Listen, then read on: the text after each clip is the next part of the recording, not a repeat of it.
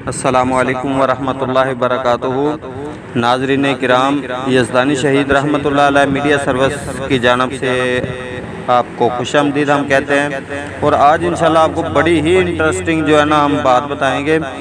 9 मुहर्रम वाले दिन हम ना शेर AhleHadees हज़रत मौलाना अब्दुल मोहम्मदी साहब के पास गुजरांवाला में जा रहे थे उनकी ज़ियारत करने के लिए। तो रास्ते में हमें ना ऐसे शौक़ हुआ कि हम यज़दानी शहीद, क्योंकि मैं जब भी जाता हूँ कामोंकी वाली साइड पे मैं यज़दानी शहीद रहमतुल्लाह अलैह के शहर में ज़रूर रुक के जाता हूँ।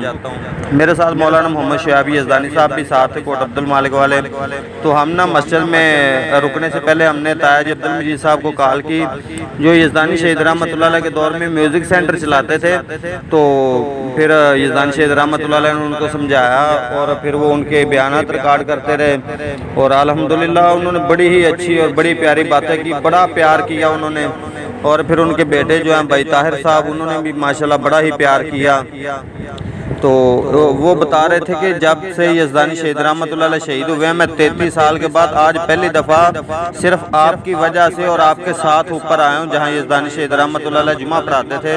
कहते हैं मैं 33 साल में कभी भी नहीं आया इस मस्जिद में, सिर्फ अगर कभी जुमा पढ़ना भी पड़ जाता था मुझे तो नीचे पढ़ के चला जाता था, कभी ऊपर आने की हिम्मत नहीं हुई। तो अल्हम्दुलिल्लाह बड़ा प्यार किया उन्होंने, बड़ी अच्छी और बड़ी प्यारी बातें बताई कि जब यज़दानी शहीद रहमतुल्लाह अलैह पहली दफ़ा इस मस्जिद में आए थे तो क्या हालात थे और बाद में क्या हालात हुए। आइए उनसे पूछते हैं, उनसे बात करते हैं, इंशाल्लाह आपको मज़ा आएगा। अस्सलाम वालेकुम वरहमतुल्लाहि वबरकातुहू।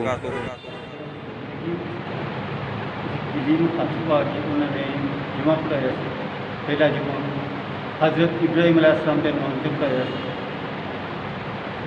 जुमे दे विच एंड दे उत्ते फिर ऐलान करते हैं कि साढ़े इत्थे एक ही ट्यूब चल रही सी, वो भी ट्यूब सड़ गई है, उन चंदा इकट्ठा करके ट्यूब लियाई है।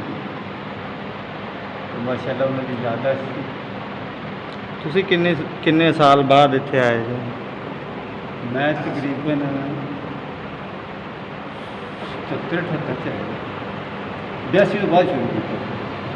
नहीं, यज़दानी शहीद रहमतुल्लाह अलैह शहादत तो बाद ਤੁਸੀਂ ਇਸ ਮਸਜਿਦ 'ਚ ਕਿੰਨੀ ਦਫਾ ਆਏ ਜੀ?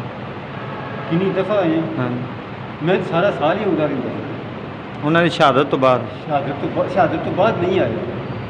शहादत तो बाद मेरा फिर हौसला नहीं पाया इत्थे आण ते। इस जगह के उत्ते आप बैठे होंगे सर, मैं ला के इस जगह पर बैठा हूँ, इतने मैंने रिकॉर्डिंग कर रहा हूँ। इतने बोर्ड लगा बोर्ड के नाल तार ला के मैंने रिकॉर्डिंग कर रहा था। उस तो बाद दोबारा मेरा हौसला नहीं पाया कि मैं इतों तक पहुँच सका। अज तुहाडे नाल मैं मिंबर तक पहुँचा, उस तो बाद दिल ने इन्ना साथ नहीं दिता कि मैं इस तक पहुँच सका।